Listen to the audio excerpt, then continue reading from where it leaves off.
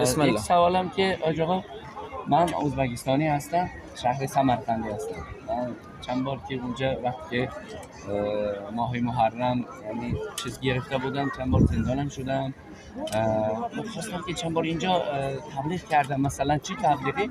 بدون حجابی ها گفتم که خانم مثلا فارسی این قطرم بلد نیستم. 20 سال پیش کوتاه مدت درس خونده بودم، الان الحمدلله دامادم، دخترم، همسرم، سه پسرم اینا طلبه هستن اینجا. اما من میتوانم اینجا مثلا خانما بدون حجاب میشه؟ حقم هست؟ امر معروف کنید. امر معروف، آره. بسم الله الرحمن الرحیم.